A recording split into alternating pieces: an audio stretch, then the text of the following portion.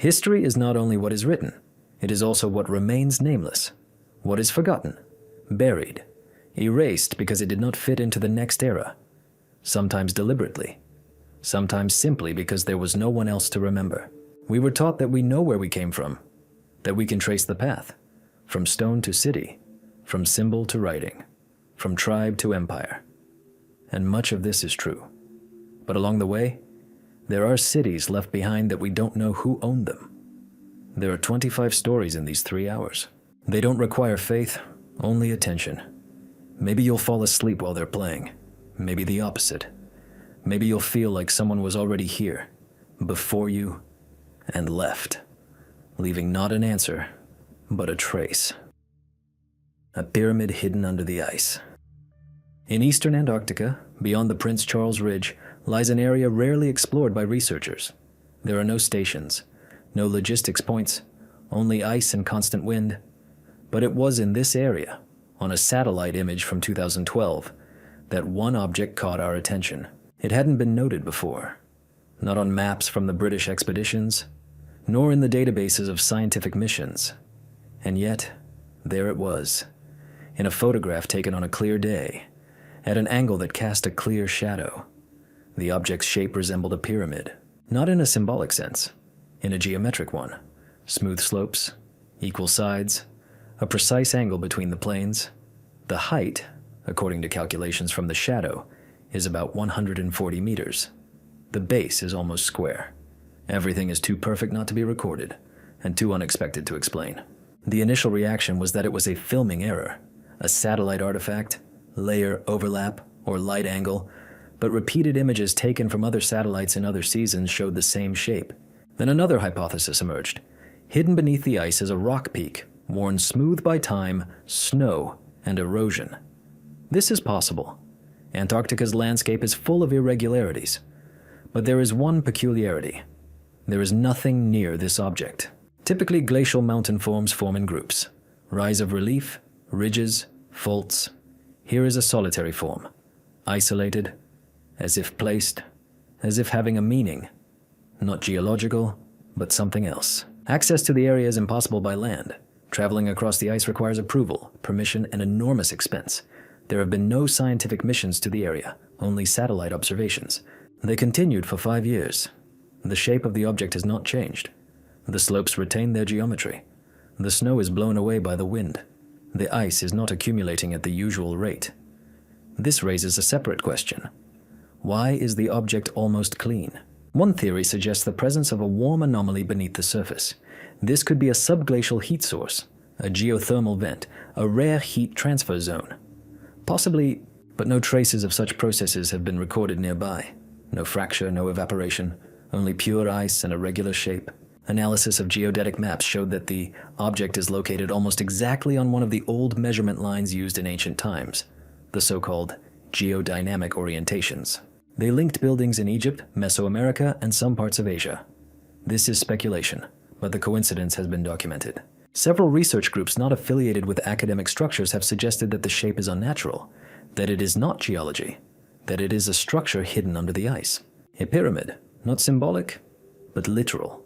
A construction, made long before the ice cover, long before history. From a scientific perspective, this is impossible. There are no traces of ancient civilizations in Antarctica. No pottery fragments, no organic remains, no traces of life. The region's climate became hostile long ago. According to official data, more than 1 million years ago. But then the question remains, how to explain single symmetry? Some point to other examples. In Bosnia, for example, the so-called Pyramid of the Sun was also written off as a natural hill until exploration began. In Greenland, there are formations that repeat the triangular shape. But everywhere there is a group, a bundle, a relief. Here there is one, perfect, as if standing alone, as if in its place. There's no evidence that this is a man-made structure, and no evidence that it's simply an ice peak. Only a shape, only a shadow, only coordinates that, again and again, return a geometry that isn't characteristic of random terrain. Maybe it's an optical illusion. Maybe it's just ice. But maybe it's something that was left when everything else went under. Something that doesn't fit in with the rest of the geology, because it doesn't belong. We don't know what's beneath the surface. We don't know who has been there, if anyone has been there. We only know that on a white, smooth, uninhabited plateau, there stands a shape, which we call a pyramid, because it resembles nothing else. An empire that burned before it had a name. The Karakum Desert, in what is now Turkmenistan. Traces of a large settlement were discovered more than a century ago. At the time, it attracted little attention. The site was poorly accessible. Sand obscured most of the foundations, and the climate was hostile. Archaeologists attributed the find to one of the many transit points along ancient trade routes. Nothing more. But in the 1960s, everything changed. An expedition led by Soviet archaeologist Viktor Sarianidi began full-scale excavations in the Gonur Tepe area, and layer after layer they began to uncover not a station, not a campsite, but a center. The remains of a palace were found. Multi-level walls, temples, a canal system, metalworking, grain storage facilities, tools, pottery hoards, sacrificial sites. None of this was temporary. It was a complex, stable structure, a kind of city-state, formed according to all the hallmarks of civilization. The central part is the Acropolis, protected, with regulated access. The layout is regular, that is not chaotic, as in post-nomadic settlements, but calculated. This is no longer just a sedentary lifestyle.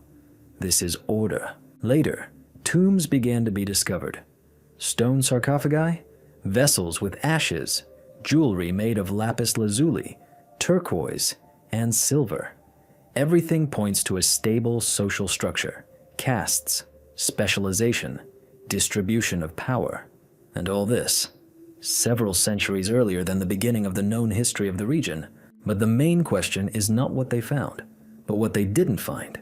This city had no name, no tablets, no inscriptions, no chronologies, no mentions in the annals of neighboring civilizations, not in Sumerian sources, not in Persian chronicles, not in the archives of India or China. Complete emptiness. And yet, it was a state.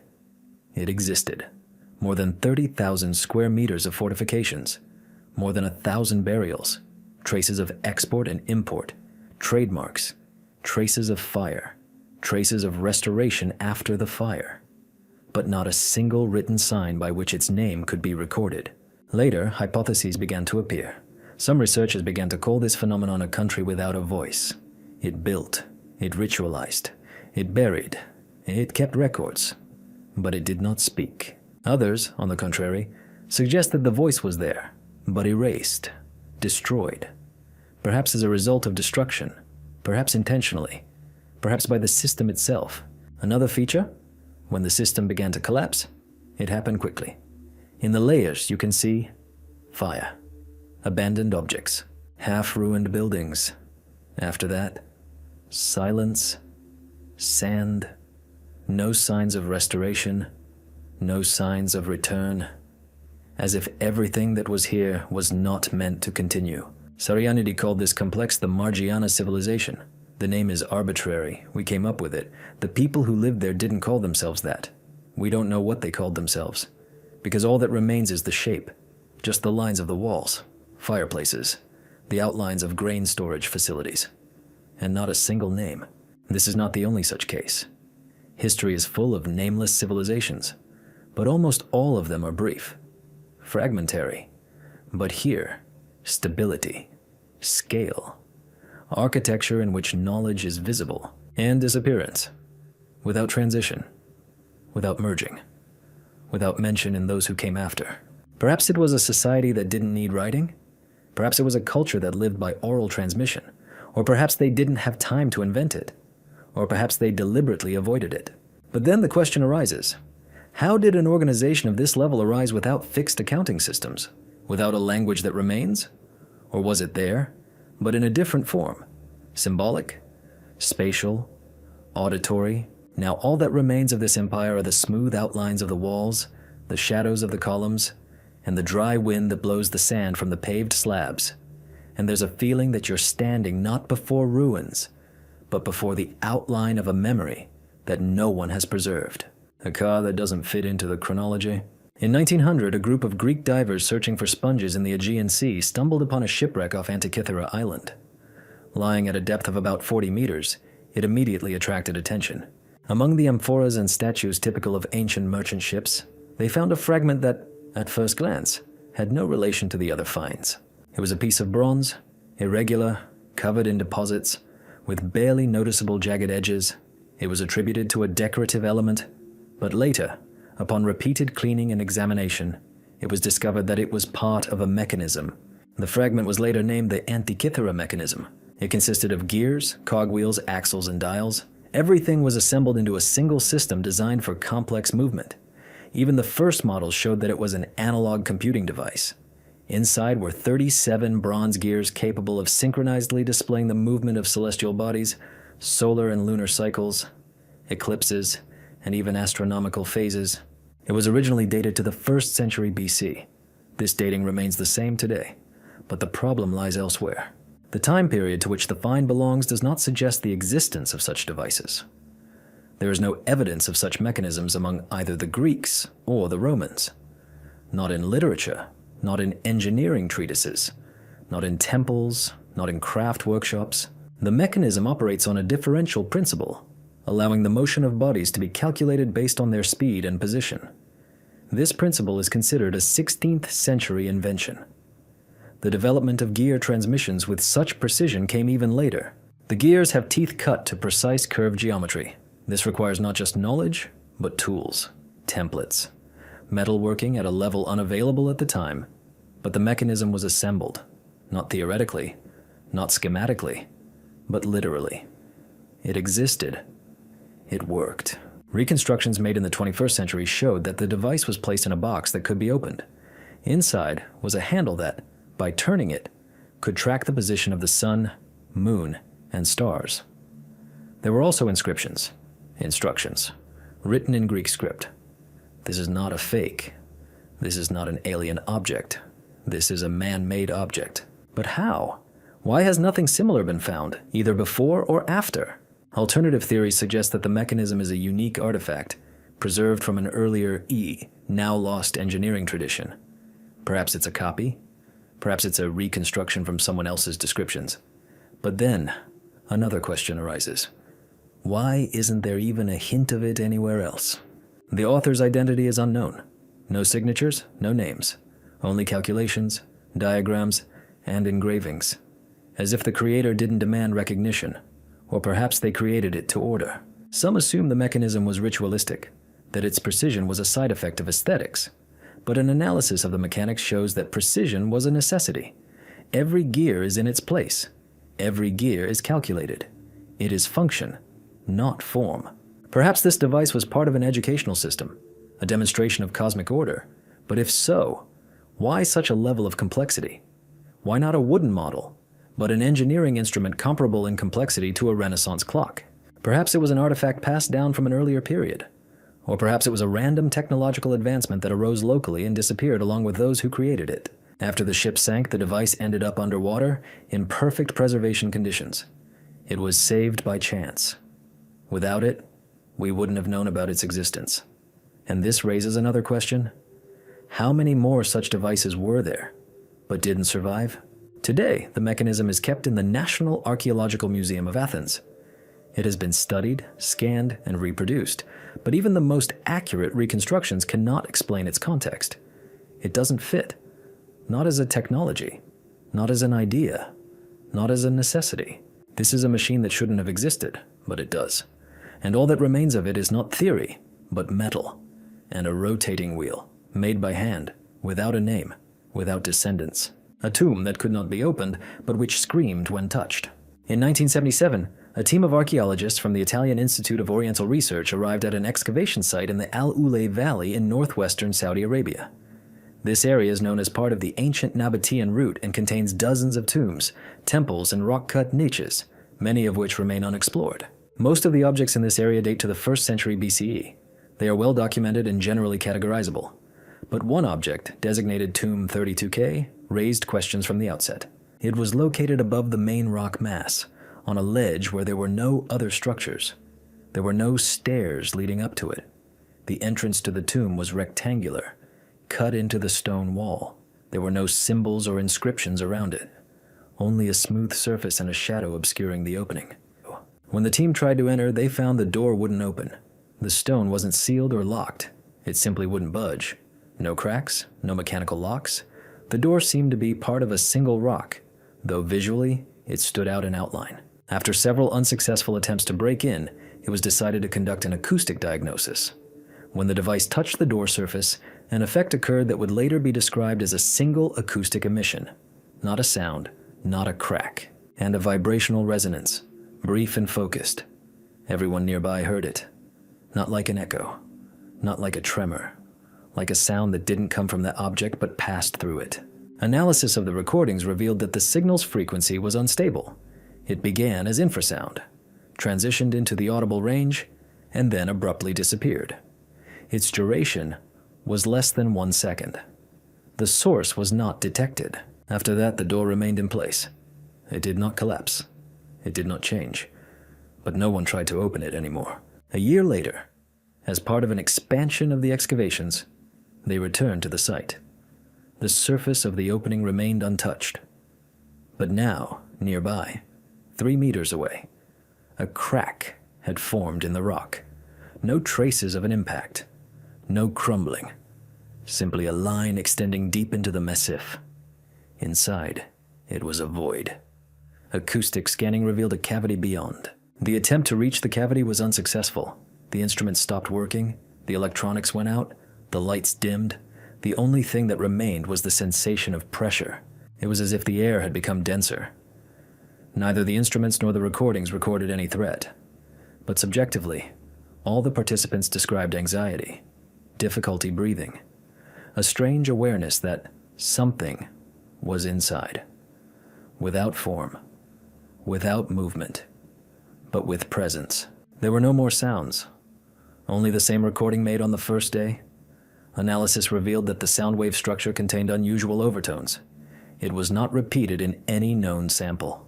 But there is a coincidence, a partial similarity with the acoustic effects that occur in stone chambers with a certain volumetric proportion. This means that the tomb may be designed as a resonator. If this is so, then the sound that arose upon touching is not a coincidence. This is the answer.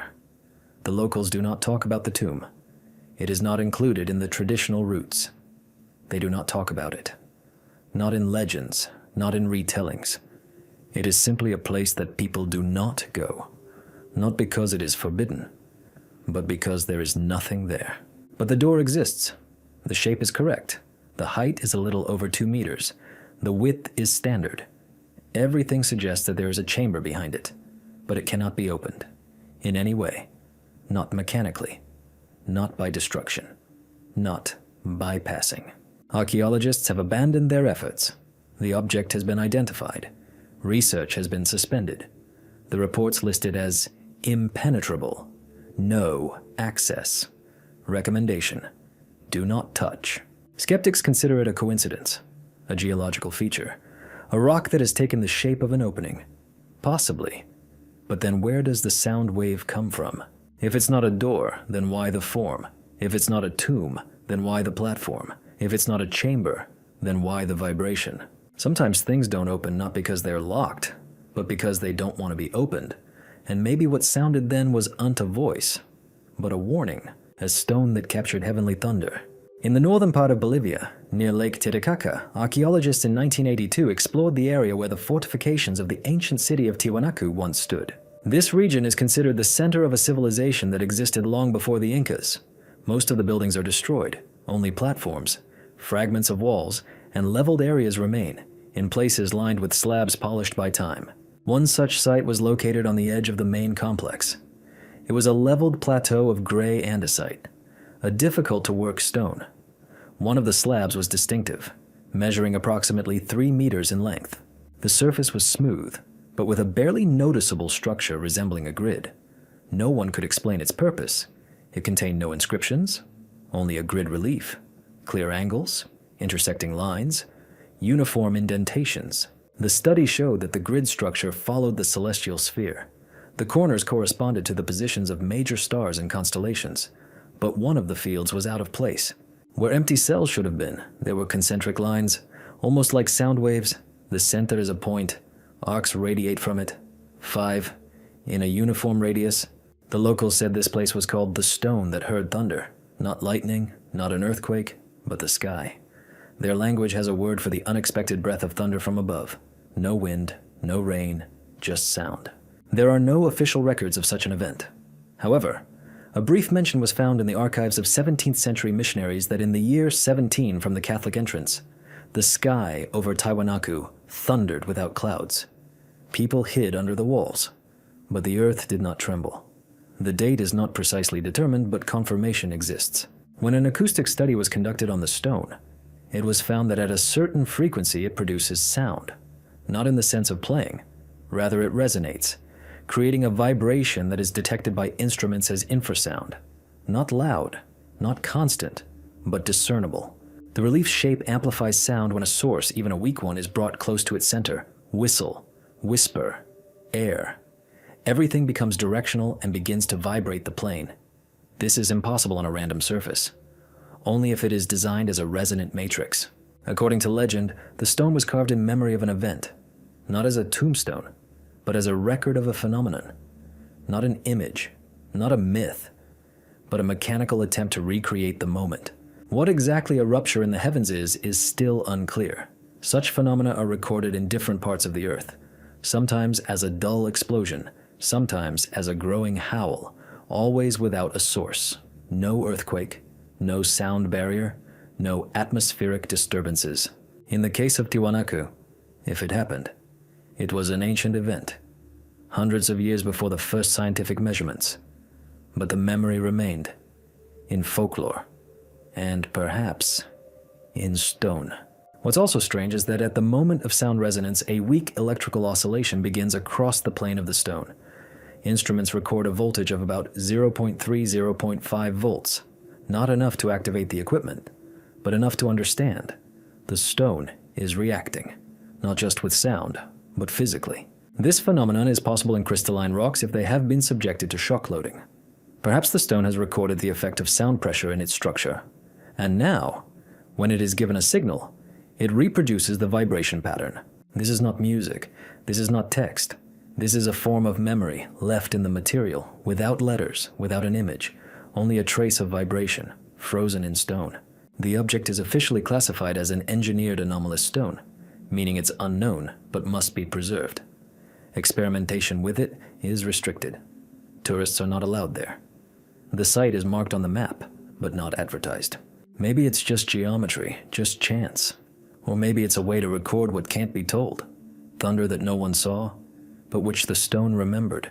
A tower soaring by design. In southern Iran, in the Zagros Mountains, near the ancient city of Bishapur, there are ruins designated in archaeological records as Site R12. They are not included in the main routes. There's no road leading to them, only a path worn by cattle and shepherds. Locals call this place where no shadow falls. In 1968, a French expedition arrived here. The initial goal was remapping, but among the rocks and crumbling walls, they discovered a platform. It was almost a perfect circle, laid out with flat slabs with a raised edge. In the center is the base of the tower, a stone ring about 4 meters in diameter. There are no traces of anything tall standing here. No supports, no fragments of upper levels. But that's not the strangest thing. Further study revealed that the stones forming the circle possess a magnetic field. It's weak, but stable. The compass behaves unnaturally. The needle doesn't point north, but rotates slowly, stopping only in the center of the structure. This effect is not natural. The rock is basalt, a common volcanic stone that is not prone to magnetization. A year later, a repeat geophysical survey was conducted at the same location. A microscopic decrease in gravitational pressure was recorded at a level of 1 meter above the central point. The measurement is not stable. It does not repeat with each measurement. However, several times, values below the norm by fractions of a percent have been recorded. For a scientific report, this deviation is insignificant, but its existence is a fact. Later, in the diaries of one of the expedition participants, there is a phrase: "You don't want to stand in the center of the circle. The body responds differently than in other places. The pressure is strange, as if the earth is retreating slightly." The most controversial part of the report concerns rumors gathered among local residents.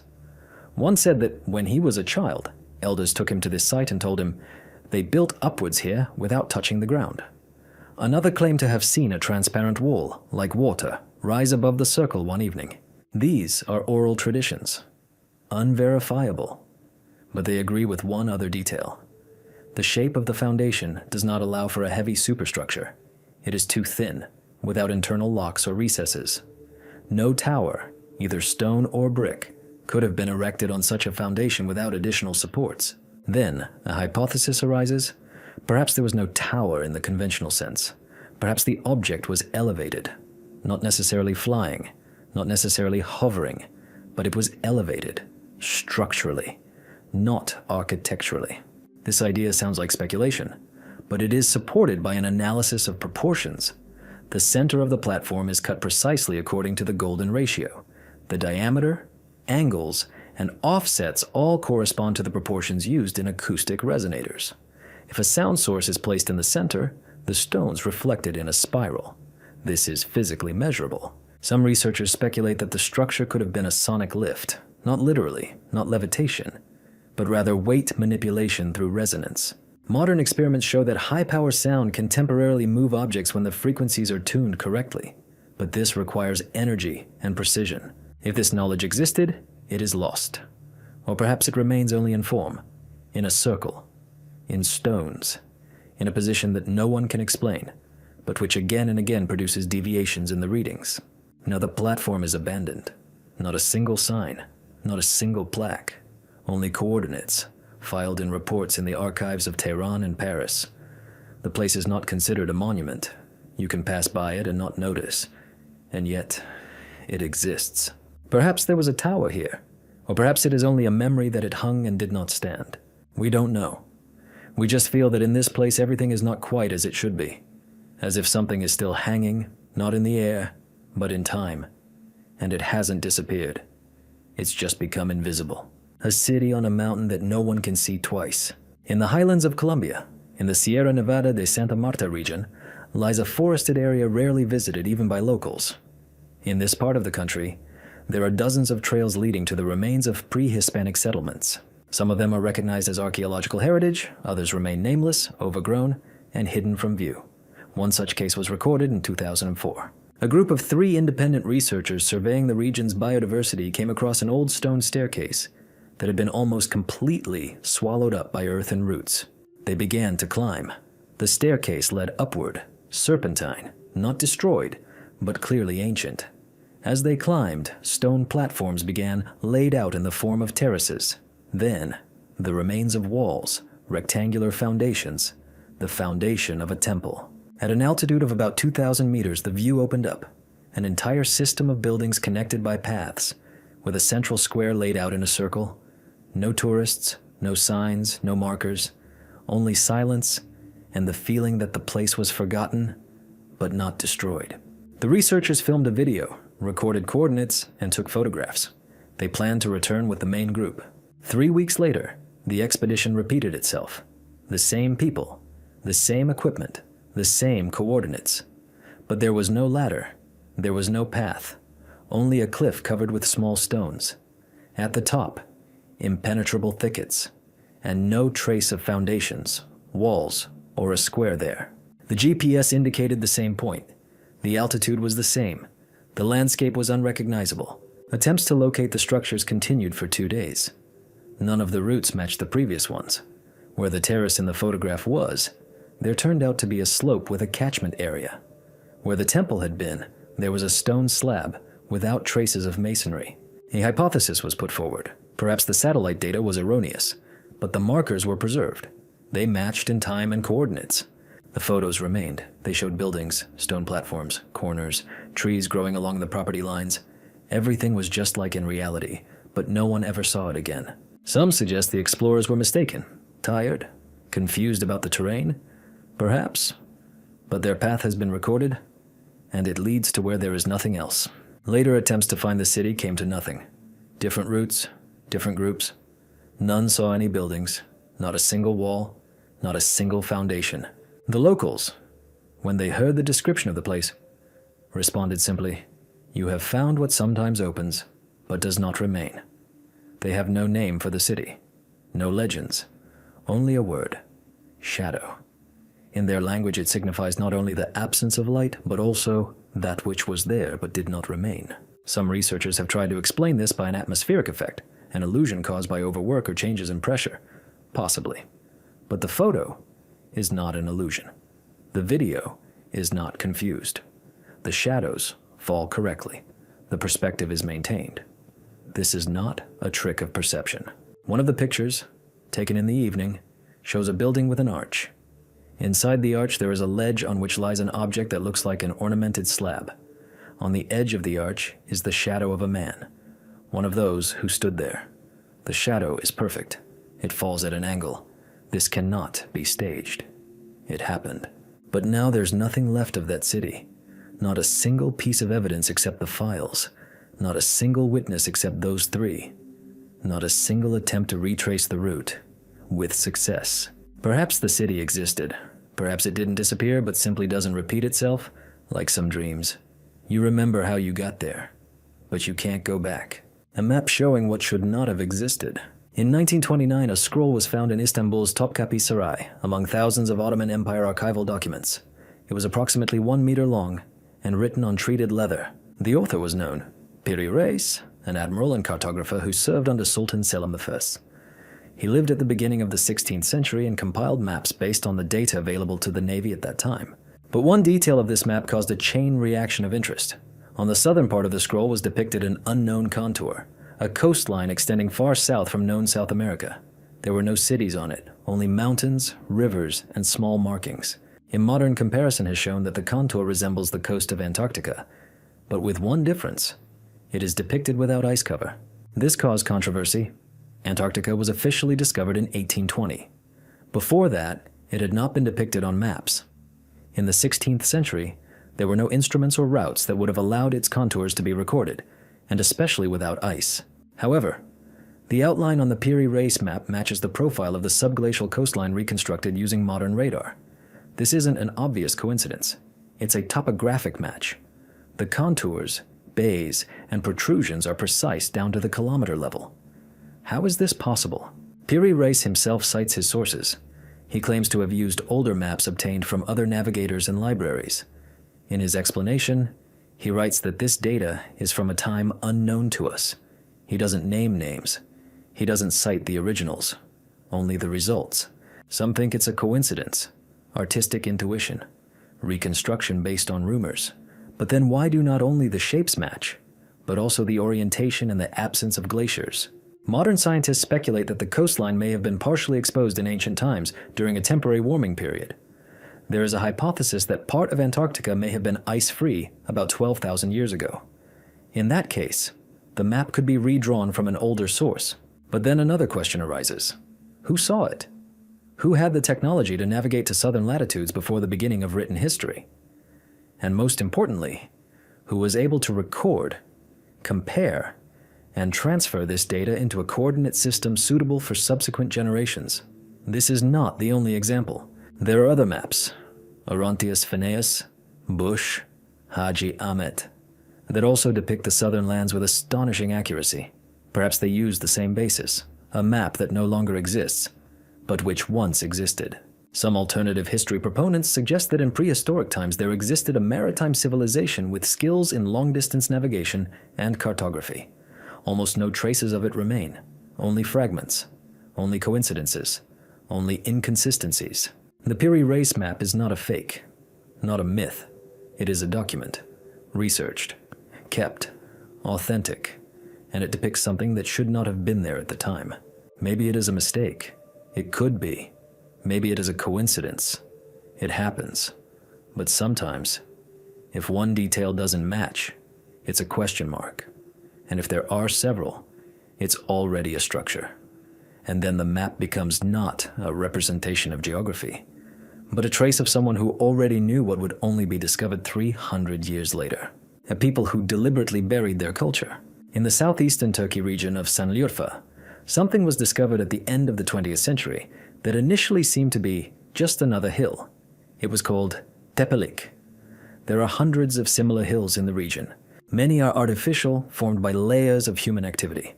Locals knew that the remains of settlements could be hidden under such embankments, but Teplic turned out to be different. In 1994, German archaeologist Klaus Schmidt began excavations on this hill, which would later be named Göbekli Tepe. And almost immediately it became clear. Beneath it lay more than just a settlement. Beneath it lay a complex built thousands of years before the first known cities.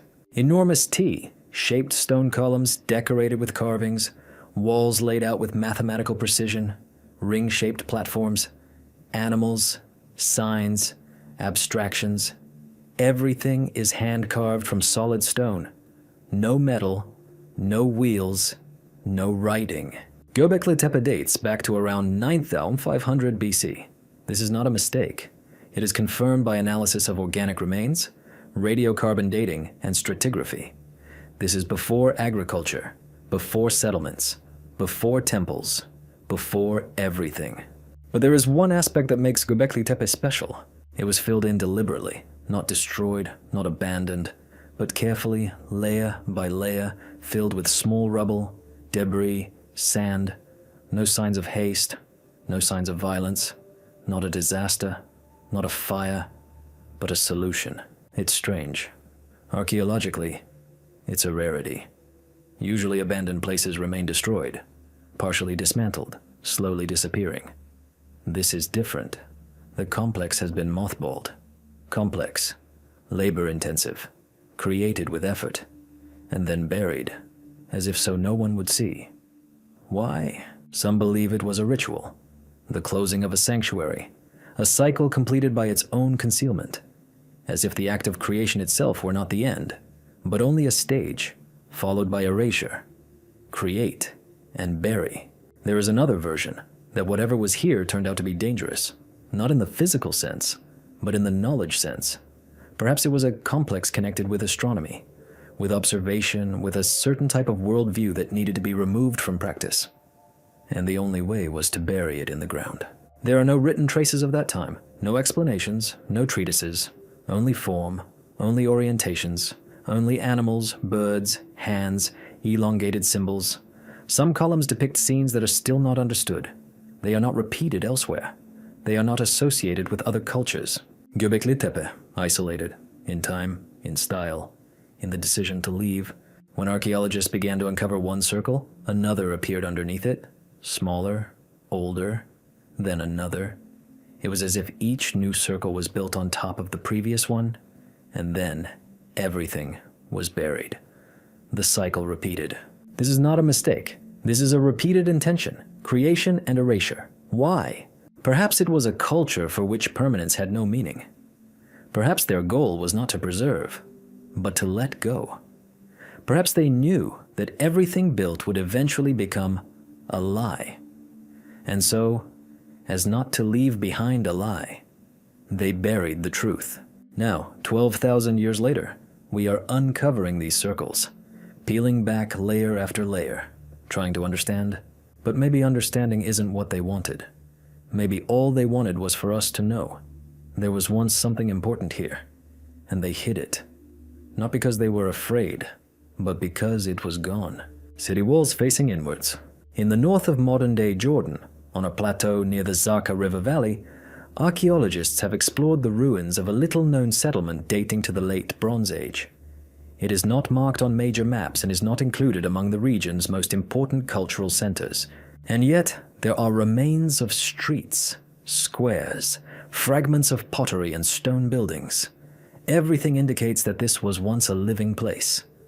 But there is one feature that distinguishes it from others. The city is surrounded by a wall. This is not uncommon. Defensive walls were common practice at the time. But in this case, the wall is laid out from the inside out. On the outside, there's a smooth surface, unprotected by loopholes. On the inside, there are fortifications, passages, support niches, and defensive approaches.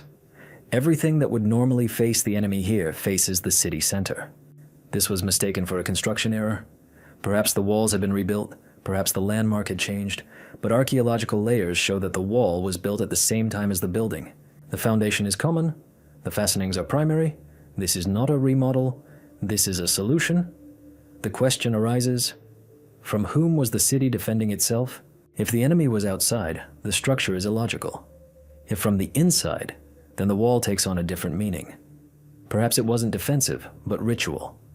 Perhaps the wall's purpose wasn't to keep the enemy out, but to keep something in. In the central part of the city, along the axis of the walls, there is an open circular courtyard paved with slabs. It is empty, no traces of fire, no columns, just a circle with a depression in the center. It does not contain water, it does not lead into the depths, just a stone circle within a circle, like a target. Some believe it's a cult structure, a ritual center. But then why the wall? Why not a temple? Why are the fighting platforms facing inward? There is a carving on one section of the wall, a recurring motif, a curved figure with outstretched arms. No faces, no clothing, only movement. It is directed towards the center, as if repulsive. When researchers conducted an acoustic analysis, it turned out that the walls reflected sound inward, creating a reinforcing effect. If someone spoke near the inner wall, the echo returned to the center of the courtyard, amplifying it. This is not a bug, it's the design. Maybe the walls weren't built to repel the enemy, but to contain the voice, or whatever comes with it. The city didn't last long. The layers show that life lasted 2 or 3 generations. Then, a fire. Not a strong one.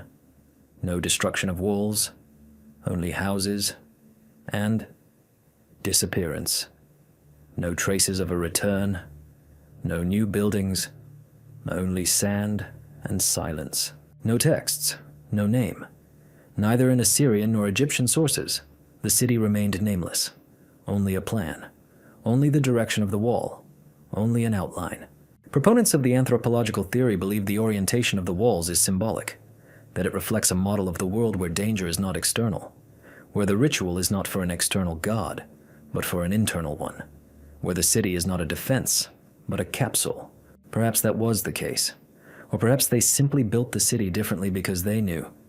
Sometimes protection isn't a barrier, but a form of memory, of something that once emerged from within, a structure without a single trace of a tool. In western Sardinia, at the foot of the Monte Santa Maria Plateau, lie ruins that are classified in archaeological records under the technical code S41. The site was first described in 1938 as part of a megalithic complex characteristic of the island's prehistoric structures. At first, no one paid much attention. The area is replete with remnants of the Nuragic culture, round towers, walls, burials. But object S41 was different. Not in its shape, but in its processing. This is neither a tower nor a temple. It is a massive platform, partially cut into the rock, with 4 protrusions on the sides. Everything would be fine, if not for one detail. Not a single trace of processing was found on the entire object. No cut, no chip, no direction of impact. The surface is perfectly smooth, like polished limestone, with no signs of impact, sawing, or crushing. Even microscopic analysis revealed no lines of work. The stone looks like it was formed, not processed, as if it were poured, not cut. But it's not concrete. It's not an artificial material. It's limestone, natural, dense, with a uniform crystalline structure. This contradicts all known building practices in Sardinia.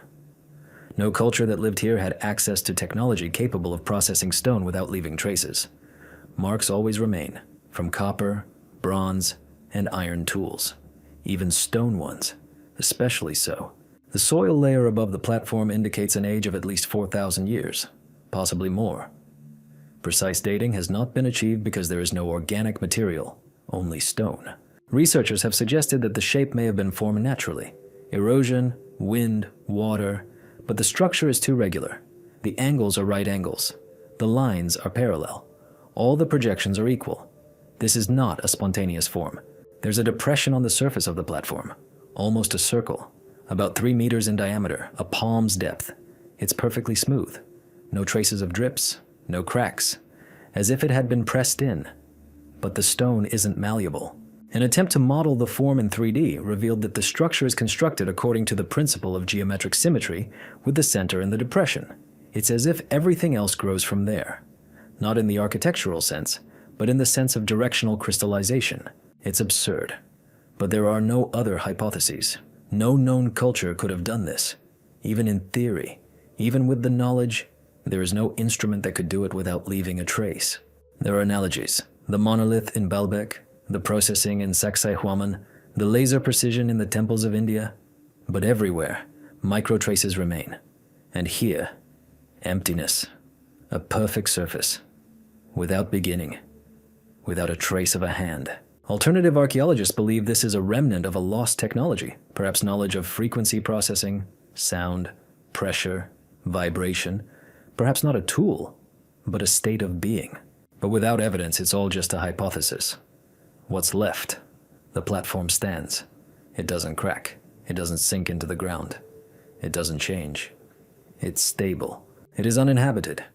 There are no traces of life around, no bones, no ceramics, no coal, only dust and grass along the edges, as if someone once did this and left, and now it just is, without function, without purpose, without past. And when you stand next to it, you can't tell what it is, only that it's unlike anything else. Not like a temple, not like an altar, not like technology. It doesn't fit. It's as if someone left behind a geometric thought, but not an explanation. And now, we only watch and remain silent, because even our tools leave no trace. It's as if the platform refuses to let history in. The forgotten network of underground bridges. On the border of Slovakia and Hungary, in an area where gentle hills give way to plateaus, there's a network of underground passages, only partially known. The first mentions of them date back to the 18th century, as mining passages used for the extraction of salt and iron. But in the 20th century, geologists discovered that some of them extend far beyond logistical needs. Some tunnels don't lead to deposits. They connect points unrelated to mining. They are simply called passages. Passages because they don't lead to a destination. They lead between. While excavating one of the sites in 1993, the team came across a wide stone arch underground. The walls are unlined. The stone is hand-laid. The arch is part of a gallery that connects two hills separated by a valley. On the surface, there is nothing. No settlement, no fortress, no old road, only grass. And underground, a bridge connecting two voids. Why? There are more than a dozen such bridges. They are located under hills, within a 20-kilometer zone. The depth is from 8 to 20 meters. The walls are smooth. The ceilings are preserved. The arches are laid without mortar, with a precise fit. The style is uniform. Archaeologists compare this to Roman engineering solutions. But the technique is different. There are no caissons, no supports. The structure relies on weight distribution, not a framework. This speaks of deliberate design. But the main thing is the purpose. No gallery leads to a functional center, not to a mine, not to a temple, not to a storage facility, only from point to point. Sometimes these points are simply emptiness, sometimes they are a dead end. And yet, there is a passage. It was made laboriously, by hand, without tools that left a trace. Only blocks, only a vault, only a passage. One hypothesis is that these are ritual canals. Perhaps the passages were used in rituals. But there are no traces of sacrifices, no ashes, no bones, no inscriptions. Others suggest it's knowledge of underground navigation. People could move around without being seen. But who needed to hide in an era when there were no cities here? Others say it's an imitation, that someone copied the structure without understanding it. Perhaps they copied something more ancient, but then where is the original? Some tunnels have acoustic peculiarities. The sound increases as you step. Some curves create the effect of complete silence.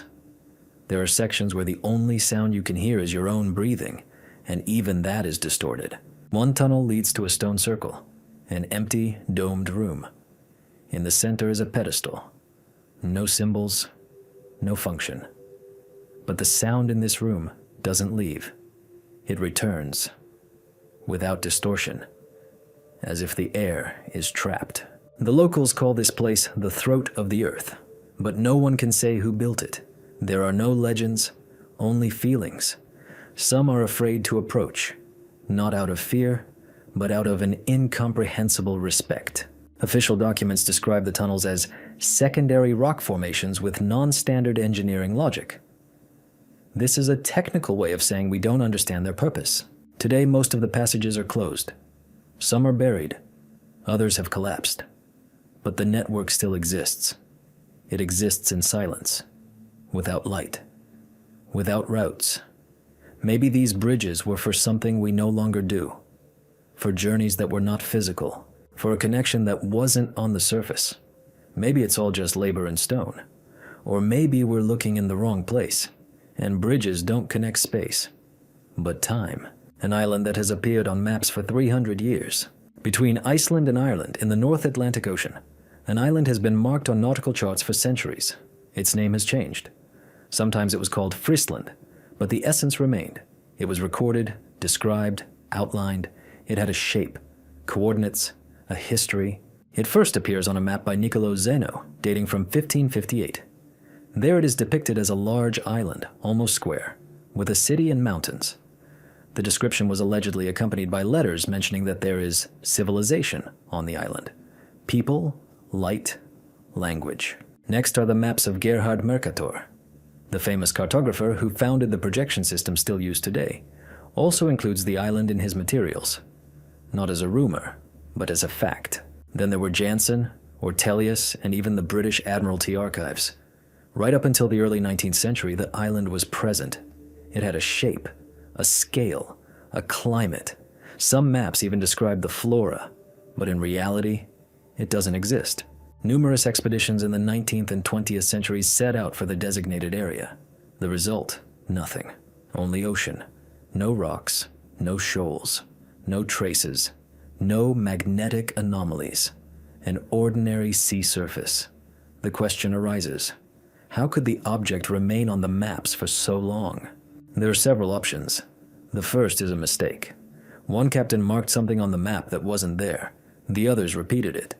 This has happened, but 3 centuries, in a system where cartographic accuracy matters. The second is a mirage. Perhaps a special atmospheric phenomenon allowed the reflection of the Earth to be seen. But mirages don't repeat themselves exactly, and the coordinates were indicated with astonishing consistency. The third is that the island existed but disappeared. Perhaps it was volcanic. Perhaps it was an underwater platform that was destroyed. But the ocean depth in that area does not indicate recent geological shifts. There are no traces of uplift or destruction of the land. One version of the British Archive contains a note. Sailors avoid this place. They are not sure what they saw, but they are sure what they felt. The entry is dated 1783. Modern researchers point out that Friesland is not an isolated case. Similar phantom islands appear and disappear. Sandy Atlan off the coast of Australia. Ice demons off Canada. All of them were on maps. They were named. And then they disappeared. Friesland, or High Brasil, is unique in that it is described as inhabited. One 14th century manuscript says that a ship, lost on course, reached the island but was unable to land. It was surrounded by fog, and from the shore came a light. Not fires, but a glow. This is a legend, but behind it lies a recurring phenomenon. An island that someone saw, recorded, and which refused to repeat itself. Today, High Brasil no longer appears on modern maps. Only cartography historians and enthusiasts know about it. The place in the ocean where it should be is silent. Satellites see nothing. Navigation proceeds without a hitch. But on old maps it is there.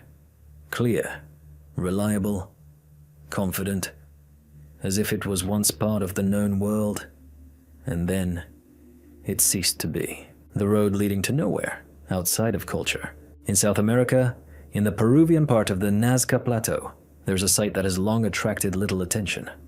Attention has traditionally been drawn to the lines, enormous geoglyphs depicting animals, figures, and abstractions. But away from them, on the elevated part of the plateau, there is a road, straight as a blueprint, about 3 meters wide, more than 17 kilometers long. It's not visible from the ground in its entirety. Only from the air can you see how linear it is. It doesn't curve. It doesn't follow the terrain. It passes over hills and rocky areas as if nothing else matters, as if someone drew a line and made a path along it. It leads into emptiness. There is nothing at either end of it. No temple, no settlement, no water, only sand, sand and stone. No traces of use. No expansions, no fortifications. The road is paved with a burnt gravel crust. Its surface is compact and leveled. However, the road is not a wheeled one. There are no traces of potholes, no hoofprints. This is not a path for vehicles. It is a strip, formed as if intended not for movement, but for direction. The first study was conducted in the 1930s. Back then, it was considered part of a religious infrastructure, perhaps through ritual. But ritual requires points. A beginning, a climax, an end. Here, there is no beginning and no end. Only movement in a straight line, into a landscape where there is not even a hint of man-made art. Then another theory was put forward: astronomical orientation. Perhaps the road points to the sunrise on the day of the solstice, but tests showed a deviation of several degrees. This does not correspond to ritual precision, and most importantly, the Nazca lines usually point to a visible object. Here, they point to an empty sky. Some archaeologists began to compare the road with similar objects in Egypt, Mesoamerica, and Tibet. Everywhere, such roads connect. A temple with a tomb, a city with a burial vault, a point of power with a place of sacrifice. Here, there is no second point. Later, another peculiarity was noticed. The road is inconvenient to walk on. The stones reflect the light. The surface is hard. Even without shoes, local residents find it difficult to move on it. Animals go around it. This is not a path designed for movement. It is a path designed for presence. Locals avoid it, not because they're afraid, but because it leads nowhere. This is not a metaphor. It is a fact. The road exists. It is smooth, visible from space, marked on maps. But in both directions there is emptiness. One hypothesis is that it is a direction line, not for people, for sight, perhaps for a celestial object, or for something that was meant to be seen from above, not as part of a map, but as a message. But to whom was this message addressed? Someone put effort into creating a path, leading not to the goal, but to nothing, or to where once there was something and disappeared, or to where there never was anything except the road itself. Maybe that was the point, to leave the path, not to follow it, but so that it simply was, straight, wind, light, no movement, just a line. A calendar that ends before it even begins. In the desert area on the border of Mexico and Guatemala, in an area not marked on popular archaeological routes, in 1971, a group of independent researchers discovered a fragment of a stone slab. The slab was partially pressed into the ground, overgrown with roots. Not a single local resident knew it was there. Not a single catalog mentioned it. It was not a temple. It was not a center. Just a fragment. Half. On the outside are concentric circles, barely visible. There were 15 of them. All were cut with high precision, not a drawing, not a symbol, not decoration. They did not contain animals, had no decorative purpose, only geometry. At first glance, the object resembled a calendar. This is not uncommon in Central America. The civilizations of the region, the Mayans, Olmecs, and Zapotecs, created complex, precise systems of chronology based on astronomy. But this object was different. First of all, it had no beginning. The circles went outward from the center, as usual. But in the center there was nothing. No date, no marker, no zero symbol. Nothing. Just a smooth surface. Secondly, the last 3 circles on the periphery were empty. Where other calendars marked days, gods, and events, here was a smooth stone ring, as if the carving had stopped, or never begun. It was later discovered that everything depicted on the slab ends within the first 9 circles. The rest are decorated but contain no data. A hypothesis has been put forward. This is an unfinished calendar. It was started, but not finished. The problem is that the level of precision of the circle indicates that it is in the final stage of carving. In such systems, circles are not cut out first, but completed. Empty rings are not a consequence of incompleteness. They are a solution. When scanning, it turned out that the empty rings have a differently distributed depth. Not chaotically, not defectively, but with a certain rhythm, as if it were not a calendar of time, but a calendar of disappearance. It sounds strange, but the data shows that the values within the first 9 circles correspond to the known cycles of the Mayan system, the 260-day cycle, the solar year, the Venusian phases. It's all there. It all matches. But beyond that, nothing. The final circles are not only empty, they are sealed. Their surface is polished, as if someone deliberately decided there will be nothing there. Local shamans, contacted by the researchers, looked at the slab and said briefly that this circle wasn't about counting. It was about endings. When asked about endings of what, they didn't answer. It later turned out that in local mythology there is a legend about a day that will be, but will not come. This is a day that is on every calendar but is not marked. Not because it does not exist, but because it is beyond time.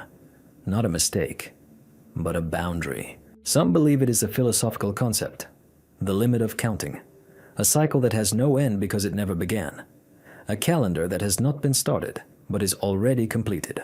This slab may be an attempt to express this physically, not in words, but in structure. Researchers have tried to reconstruct the original shape. Perhaps the slab was part of a larger circle, but there are no other fragments in the surrounding area.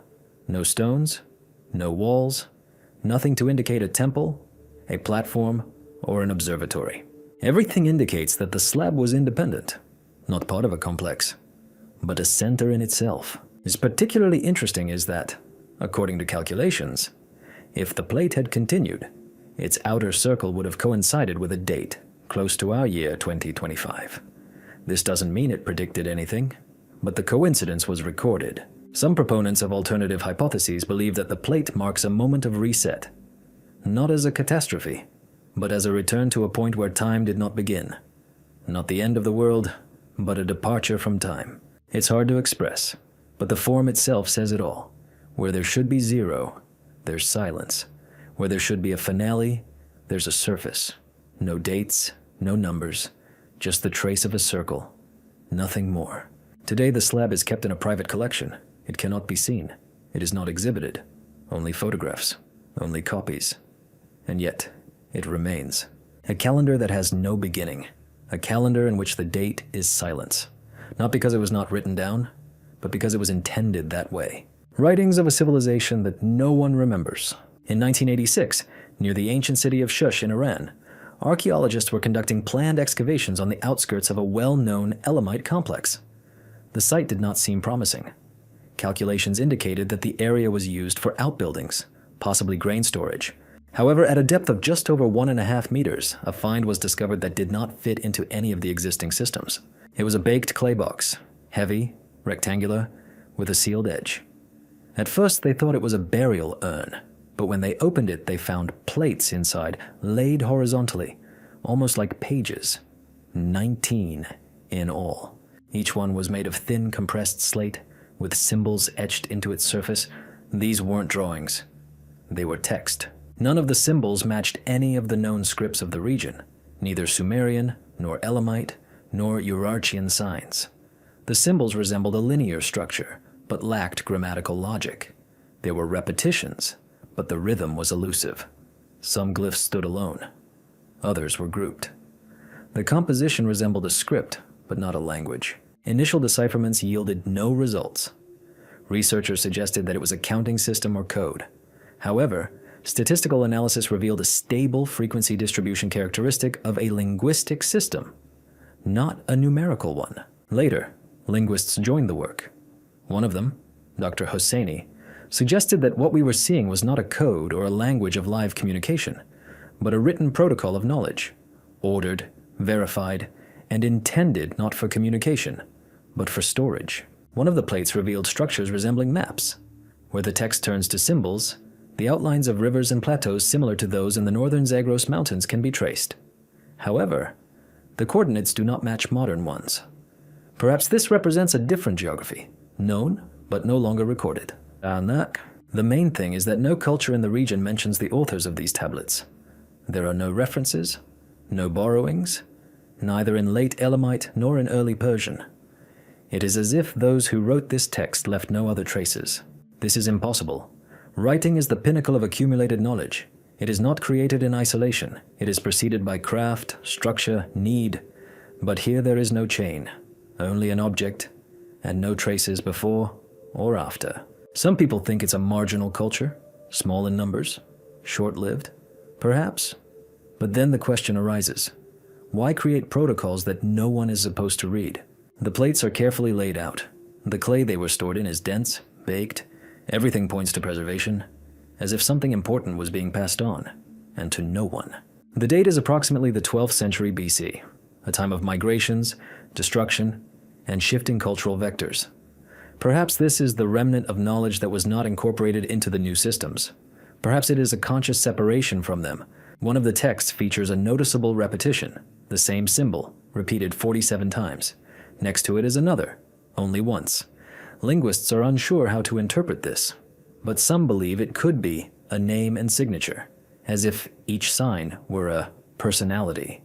Today, the tablets are kept in a museum in Tehran. They are being studied, but slowly. The material is fragile. Every movement risks destruction. Electronic copies are available, but without decryption, they don't speak. Maybe someday they will be understood. Maybe not. Not because they are complex, but because they are not tied to any of the systems by which we read the past. And perhaps this is not a mistake, but a choice. A culture that wrote for itself and understood that no one else would read it. A city built without doors. In the northwestern part of Pakistan, near the border with Afghanistan, in the Kohat Valley, excavations were started in 1962 by a joint team of Pakistani and British archaeologists. The region is poorly studied. It is located in a remote mountainous area where sediment erodes the soil and tectonic shifts gradually expose what has lain beneath layers of earth and rock for centuries. The discovered settlement was initially no different from many others: rectangular foundations, courtyards, and paved stone streets. It was dated to approximately the 4th millennium BC, but after a few weeks of work it became clear something was wrong here. Not a single building had an entrance. No doorways, niches, or traces of frames were found in the foundations or lower levels of the walls. These were not found in residential buildings, administrative structures, or potential storage areas. All walls were solid, the stonework was smooth, and the joints were precise but closed. Initially, it was assumed that the doorways were located higher, perhaps an entrance through the roof. This practice is well known. In some Mesoamerican and Middle Eastern cultures, entry was through the ceiling, via stairs, or using movable ceilings. However, upon further investigation, not a single staircase was found, either inside or outside the buildings. No traces of flooring, no reinforcement, no elements indicating vertical access. Each structure is like a sealed mold. A square was discovered in the central part of the complex. Ceramic fragments, traces of fireplaces, and organic remains were found there. This suggests that people lived here. They used the space. They ate. They performed rituals. But they lived in a space with no entrances. Some have suggested that the building could have been used as a storage facility, where something was placed and then sealed. But the scale of the settlement and its regular structure suggest otherwise. It is a city, with streets, geometry, drainage systems. It was built not as a warehouse, but as a home. Notches were discovered on the interior walls of some buildings. They are located high, almost under the ceiling. Perhaps they were used for flooring, or perhaps for something else. But no remains of wood or metal fastenings were found. One hypothesis is that the buildings were used not for habitation, but as capsules, spaces within which something else took place. Isolation, ritual, memory storage. But then why does the city consist only of such buildings? If it was a religious complex, why does it occupy the entire territory? Why is there no transition between the sacred and the everyday? There is no distinction here.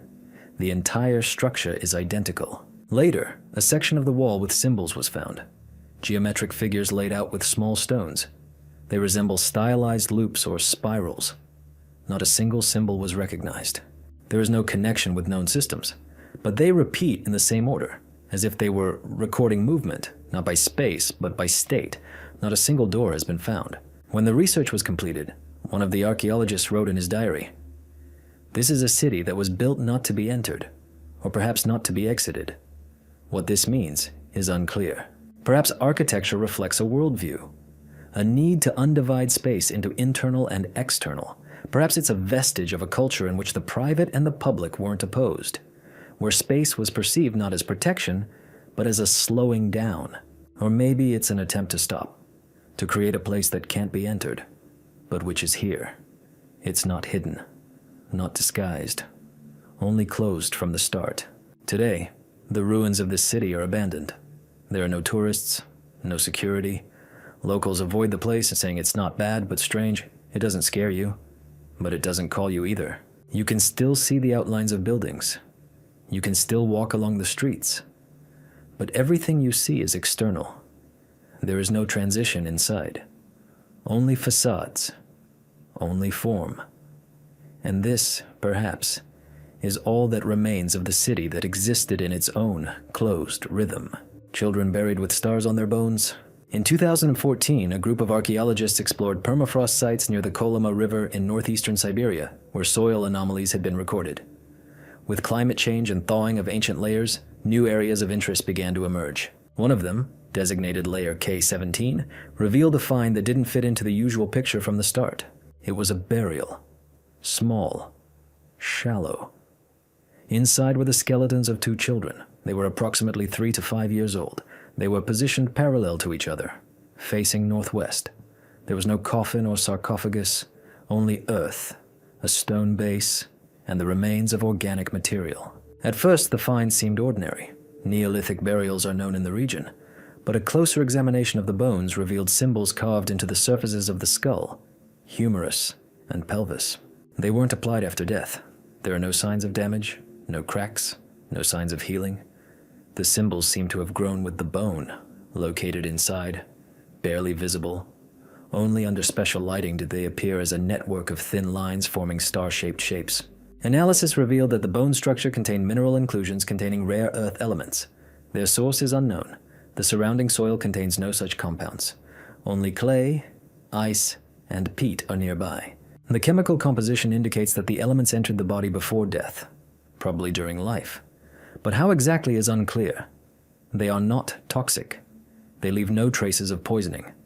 They simply exist within the bone structure in a geometric pattern. The shapes themselves resemble constellations. One of the drawings is an almost exact projection of Orion.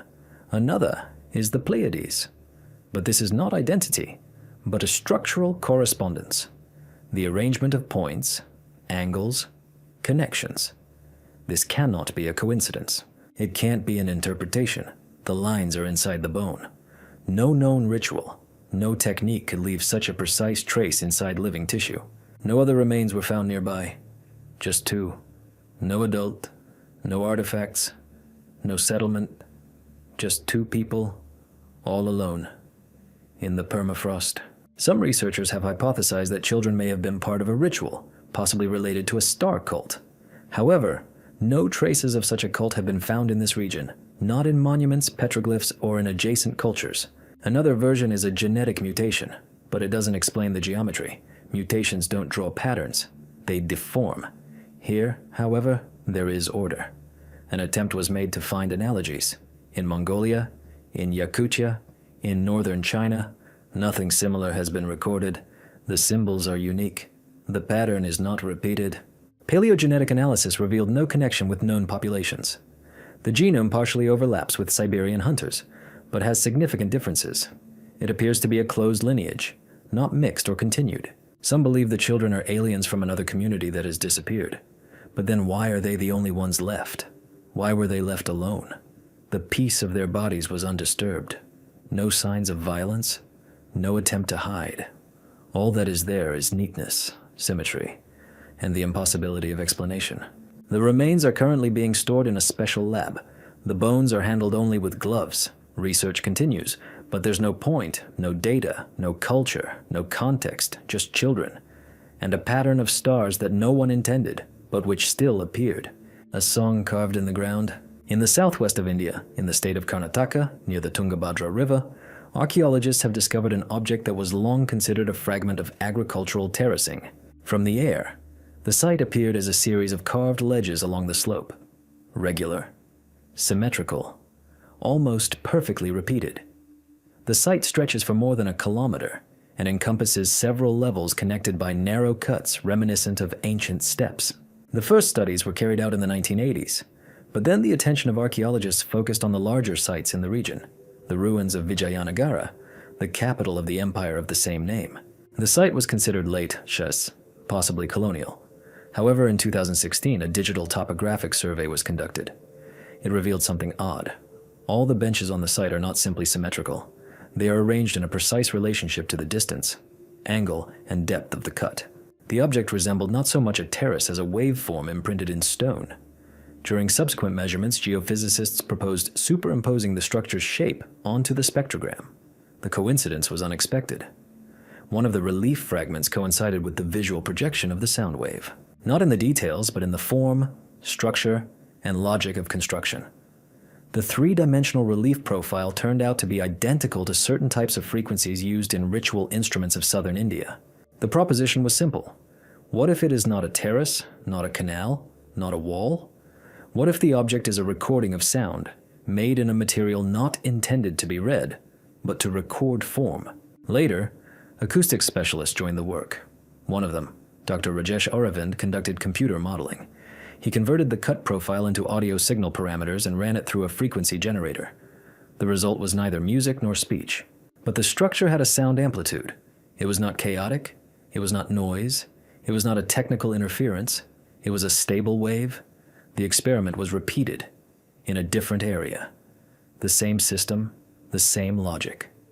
Different signals, but a single model. The object began to be perceived differently, no longer as the result of economic activity, but as an engineering structure based on the principles of geometry and wave analysis, not to be walked on, Bezidu, but to be perceived, perhaps in a different register. Proponents of traditional archaeology objected. They believed the shape could be the result of erosion, the consequence of water flows, destruction, or weathering. But none of these explanations explained the regularity. The terrain wasn't just leveled, it was perfectly coordinated, as if someone had drawn it with a ruler and compass. The stone was granite. It's not easy to work. There were no tool marks, no seams, no blocks. Just a cut, as if the rock had been peeled away in layers, not carved out. One hypothesis suggested that this was the result of an impact, perhaps vibration or pressure, but then the shape would be destructive. Here, however, the rhythm is preserved. The strangest thing began when changes in sound began to be detected near the site. Groups passing through the area noticed that the sound of their footsteps changed as they moved. Not just an echo, but an amplitude modulation, as if the ground itself was telling them how to move. One of the researchers conducted an experiment. He began walking along a stretch of land with a metronome. With each step, the sound deviated, first toward an increase in frequency, then toward a decrease.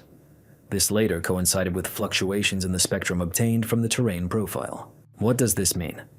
Perhaps a sound sequence was once performed here, using the structure of the earth as a resonant foundation. Perhaps this is an architectural score, intended not for the eye, but for the ear. Monuments of this kind are common. In Peru, there are singing steps. In Burma, there are temples whose acoustics amplify a specific word. But nowhere is there a relief that conveys sound in form. Not a single note was written here. Not a single sign was left. Only a shape, only a stone, only a profile. It has been suggested that the object is a remnant of knowledge lost along with those who created it. Perhaps they conveyed meaning not through language, but through resonance, through a way of experiencing space, through the relationship between body and form. One of the expedition members said that this is not a memory of a song. It is the song itself, but in matter, and perhaps he is right. Perhaps once upon a time something really did sound here that could not be uttered by voice, only passed by, heard, not by ears but by movement, and now all that remains is form, extended, silent, precise. The object is not destroyed, it is still open, but almost no one knows that it exists. On satellite maps, it's marked as a fragment of agricultural work. In reports, it's an analyzed object. In reality, it's a rhythm etched in stone. It doesn't ask for an explanation, it doesn't require deciphering, it doesn't speak, but it's there. A ritual that is repeated without witnesses.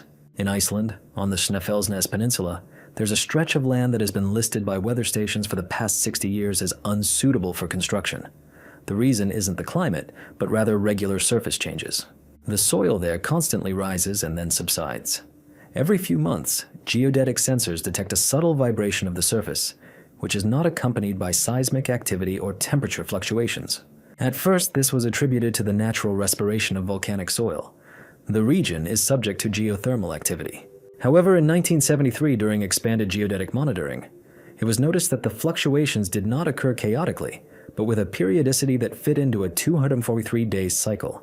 During this time, the changes accumulate, and then, within 2 days, the area rises as a single plateau, then returns to its original position. The shape of the elevation is always the same. The radius is about 60 meters.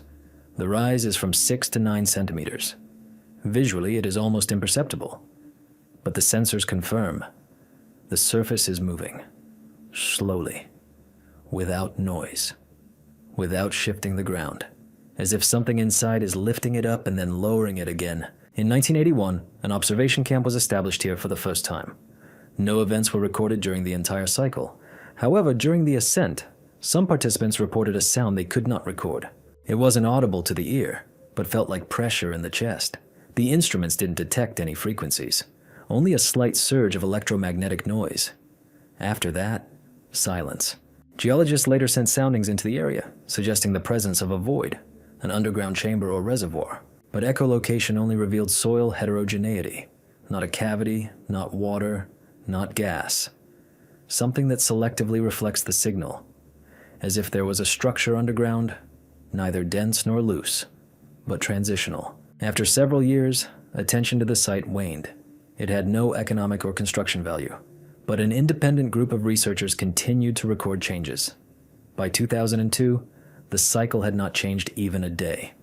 It was then that observations began that are difficult to explain. Satellite images taken at different times showed that as you ascend the plateau, paths appear.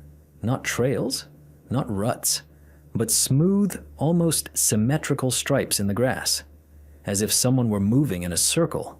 The diameter of these circles matched the geometry of the ascent. They disappeared after a few hours. No one came. The cameras recorded nothing. The equipment was in a secure mode. But traces appeared. One of the photographs shows a stone standing in the center of the circle. It wasn't there before. A day later, it was gone. No drag marks, no prints, just the brief presence of a shape, and then its absence. To call this phenomenon a ritual without participants. Something happened, but without action, without actors, without observable events, only a result. When the scientists attempted to remain still during the ascent, some described sensations similar to mild disorientation. One person experienced a brief loss of orientation. He reported standing for 10 seconds, but almost half an hour had passed. However, no medical abnormalities were detected. No anomalies in the structure of space have been recorded either. Simply a point at which something repeats regularly and stably, with a consistency that is not found in any known natural cycle. Attempts to decipher the geometry of the tracks have yielded no results. They do not fit into traditional measurement systems. But when compared with certain archetypal structures, mandalas, Venus observation diagrams, ancient Cambodian drawings, certain intersections emerge. Not exact ones, but consistent with the logic of the construction. This allowed us to assume that we are dealing with a ritual machine operating without human intervention, or with a process whose trace does not disappear because it does not depend on action. It is still impossible to explain this from a scientific point of view. There is no energy, no participant, no function, only repetition. And each time the relief rises again, it becomes clear. This is not an accident. This is a structure that does not cease, even if no one sees it. An observatory facing the wrong stars? On a high plateau in the Atlas Mountains in northern Morocco, a structure initially thought to be an ancient fortress was discovered in 1998. It consisted of a limestone ring surrounded by rectangular chambers. The central part was partially destroyed, but the inner circle was preserved well enough to measure angles and orientations. The diameter of the complex is about 60 meters. The walls are up to 2 meters thick at the base, but further measurements revealed that the structure bore no signs of military purpose. There were no observation towers, no weapons bays, no depressions, no underground chambers. Instead, there are successive planes located at precise angles to the horizon and cutouts in the stone walls through which the sun and stars pass on certain days.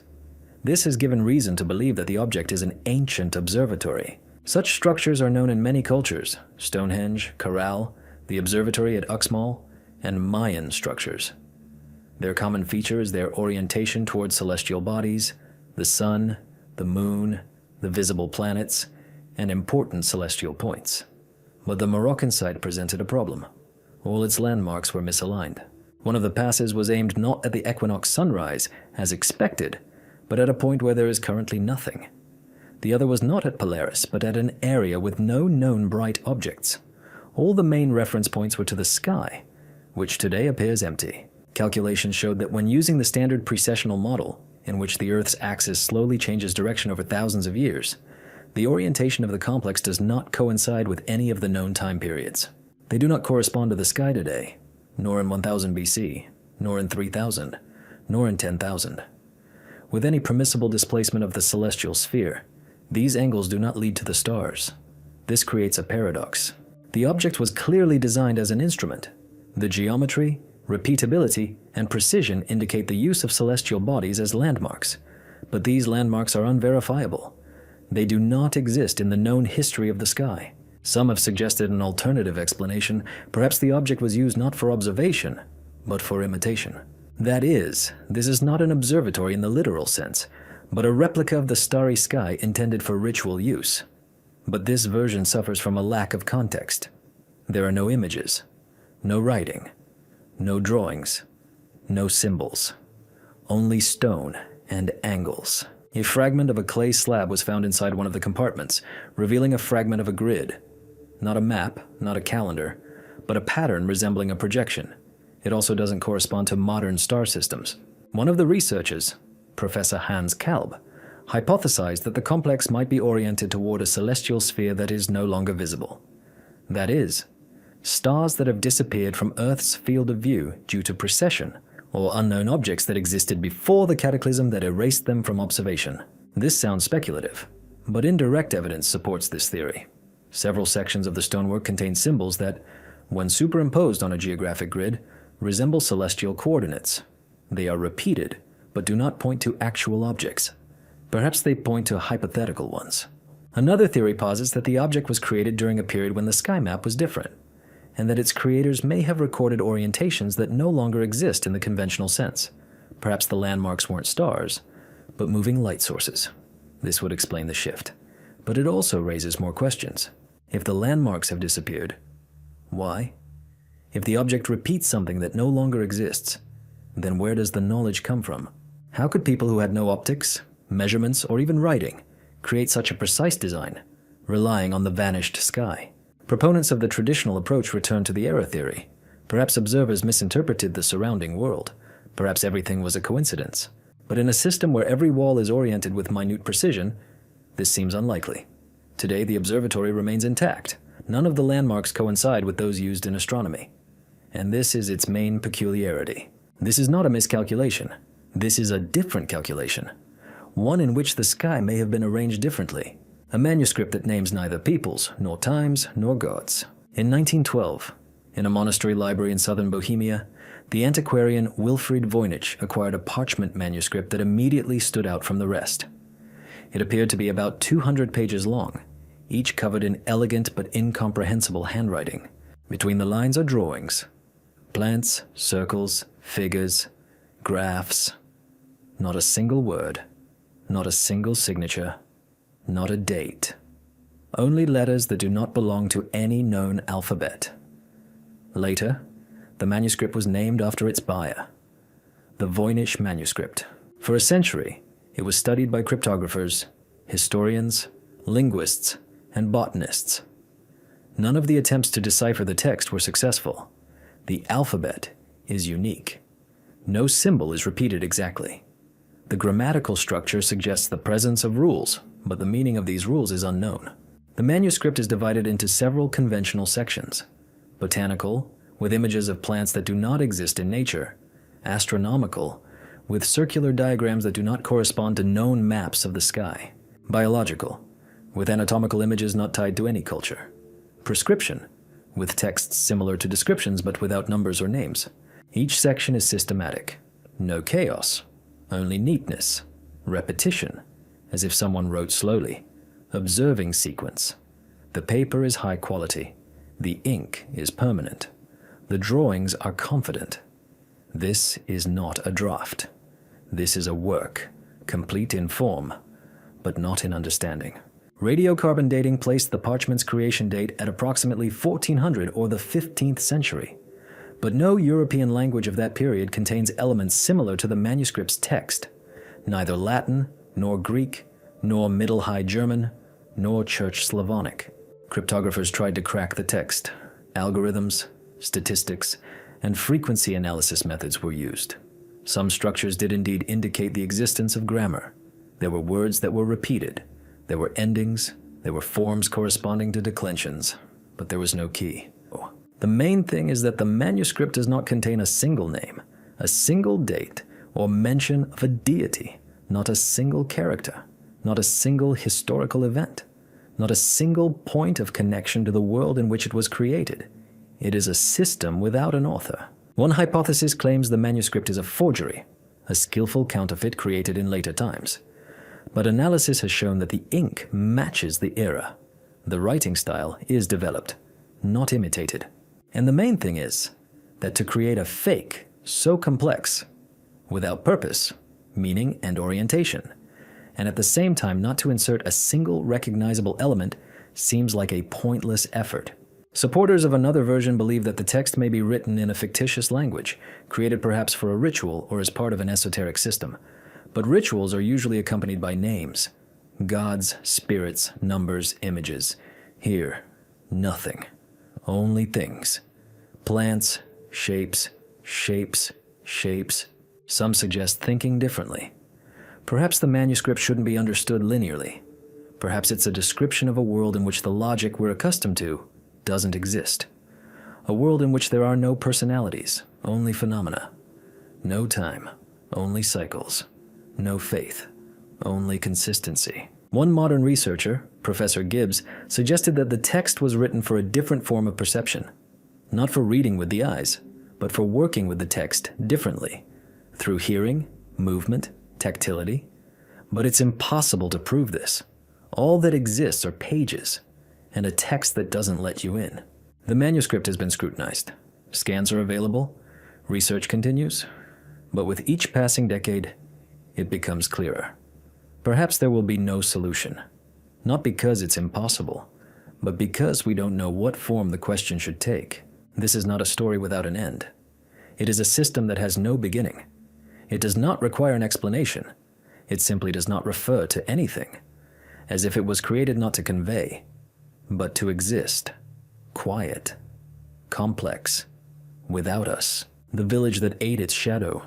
In central Nepal, on the slopes of the Mahabharat range, there is a region locally called Ruro. This word has no direct translation, but its meaning is close to the concept of the other side of the world, or inner twilight.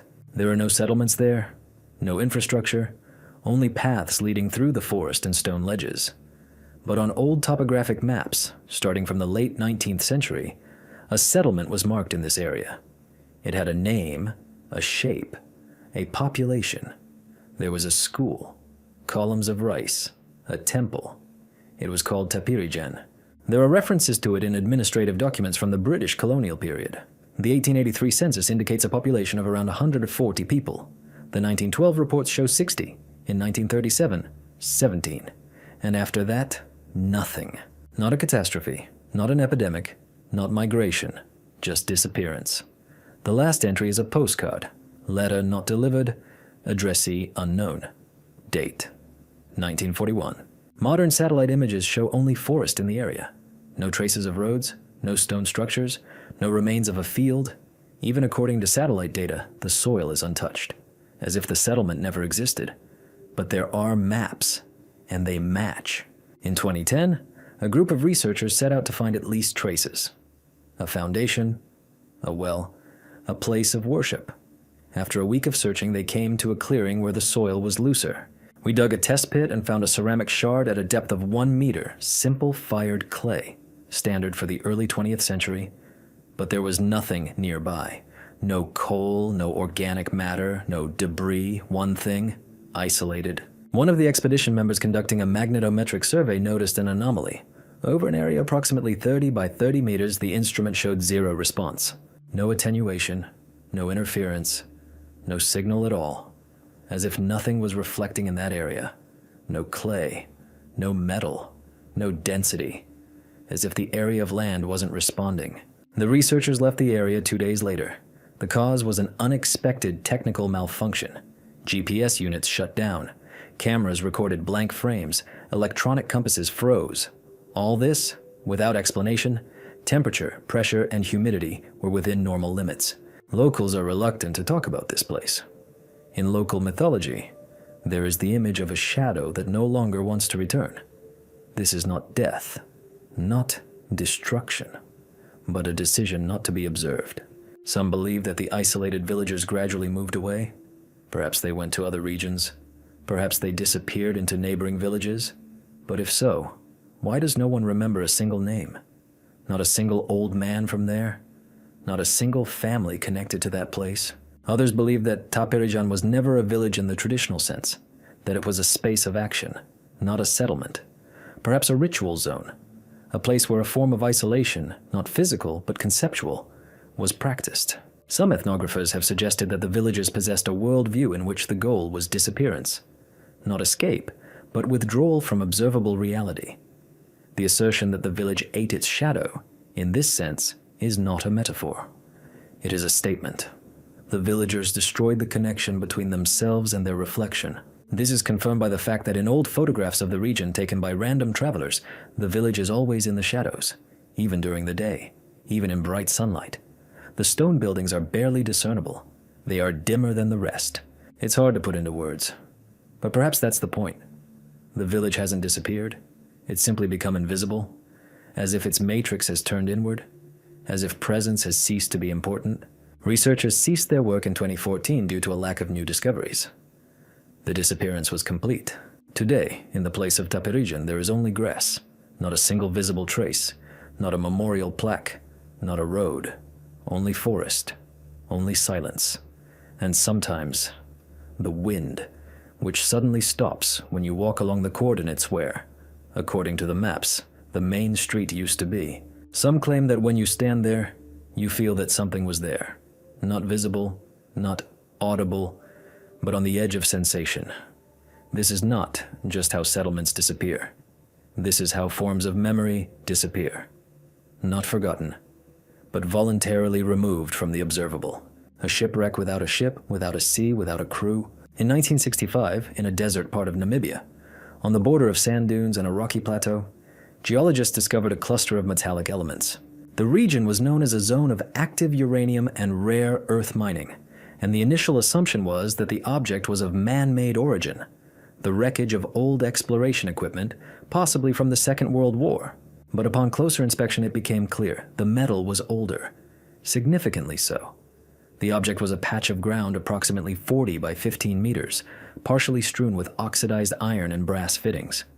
Along the contours were the remains of fasteners, rivets, and rounded sections of corner beams. Visually, it's the outline of a hull, not a building but a ship. The outline followed the shape of a ship, an elongated oval hull tapering toward the stern, and the remains of fragments resembling masts or bulkheads. All the elements were deformed, severely damaged by time and corrosion. But most importantly, they lay in the desert, more than 100 kilometers from the coast. The nearest sea is the Atlantic Ocean. The landscape between the discovery site and the coast is dunes, cliffs, and plains. No rivers, no traces of oxbow lakes, no geological signs that the sea ever reached this level. Geological history shows that the region has been stable for the last 8,000 years. So the main questions were simple. If this is a ship's hull, how did it end up here? If it's not a ship, why does its shape perfectly match naval architectural standards? And if it's not a hull, why does it have a clear outline that corresponds to the entire internal logic of shipbuilding? Some speculated that these were fragments of ground-based equipment accidentally assembled into the familiar shape, but an examination of all the elements revealed the thickness of the metal, the curves, the type of alloy. Everything was consistent with shipbuilding from the late 18th to early 19th centuries. With a preserved number attracted particular attention. Corrosion had almost erased it, but under the right angle of light, the markings were visible. The date, 1847, and the signature, C77. None of the known ship registers, British, Portuguese, or French, contain a corresponding number. There were no bones nearby, no animals, no humans, no clothing, no traces of wood, only metal and sand. It has been hypothesized that the hull was delivered here in pieces, as part of an engineering project, perhaps as a temporary shelter. But then there should have been foundations, fortifications, traces of a foundation. None of this is present. Nothing but metal. No signs, no name, no transportation technology. According to magnetic data, the site exhibits a stable field, slightly elevated relative to the surrounding area. This indicates the presence of parts of the structure hidden under a layer of sand. Perhaps there is still part of the frame underneath. But no government agency has authorized excavations. The reason is the lack of clear historical or strategic value. Today, the site is partially buried. Only lines remain, like an outline on the ground, like the ghost of a ship that no one remembers. Not in the maritime registers, not in the archives. This is not a local legend. No one from the region ever spoke of a sea reaching the plateau. Not in oral tradition, not in drawings. This is not a repetition, not a myth. Only a form without a source. And in this form lies the whole mystery, because it reproduces the principle of a construction that could not be built here, could not be left here, and could not be forgotten here. The world buried under the symbol. A small research expedition was launched in 2007 on the Chincha Plateau in central Peru, far from well-known routes and tourist trails. A team of archaeologists from Lima digitally archived geoglyphs that had not previously been officially cataloged. Among the expected straight lines, circles, and triangles characteristic of the region, one object was found that immediately raised questions. It wasn't the largest, it wasn't the most complex, but its shape was strikingly different. It was a symbol. One. Without symmetry, without repetition, without decorative load. It looked like the intersection of three angles in different directions. A simple, but geometrically unstable figure. 90 meters long, the surface is a scorched gravel crust, exactly like the Nazca Plateau, but there are no other lines nearby, just one. A satellite image showed that the shape is perfectly aligned with magnetic south, not geographic south. This is unusual. Most ancient buildings and drawings are oriented with the sun, stars, and terrain. Here, the landmark is hidden. Archaeologists conducted a soil analysis. Beneath a layer of gravel, at a depth of just over a meter, a stone covered in a coal deposit was discovered. Cleaning revealed that the same figure, only smaller, was engraved on it. It was as if the geoglyph had been scaled down from the original. What was interesting was not the symbol itself, but what was underneath it. And a rectangular stone surface was discovered, about 5 by 8 meters. The surface was polished. The corners were preserved. The central part was a barely noticeable depression. At first, it was mistaken for the base of an altar. But further down, beneath the layers, a structure descending downwards was revealed. Stone steps framed by rubble, a rectangular passage. The descent is steep, about 10 meters. The walls are hand-laid. Below is a hall, low, stone, vaulted, without decoration, without niches. In the center is an empty pedestal. Around, nothing. No inscriptions, no objects, no ceramics, no bones, only walls and silence. The whole was shaped like a crypt, but without a burial, not a tomb, not a temple, just a space located directly under the symbol. The scan revealed that this hole isn't the only one. There are several more chambers underground. Some are connected, others are isolated. The geometry of their arrangement replicates the structure of the symbol above, not in a straight line, but in layers, as if the symbol weren't a sign, but a spatial distribution diagram. On one of the lower levels, the walls were covered with a thin indentation, reminiscent of a cipher. Not writing, not a language, but rhythm, repetitions, and pauses. Not lines, but pulses, as if the indentation conveyed not a text, but a tempo. Not a single symbol was read. There are no analogs. Not in Peru, not in Mesoamerica, not in the Andes. The locals called this place Piedra Quebrada, the stone that cannot be explained. They didn't worship it. They didn't use it. They just walked around it. Not because they were afraid, but because, as they said, everything has already happened there. The question of why they built an underground structure without access, without functions, without traces of ritual, remains open. But even more importantly, why was all this buried beneath a symbol visible only from the air? One hypothesis is that the symbol wasn't artificial. Perhaps it was a marker created by geological processes. But then why is it duplicated on the stone beneath it?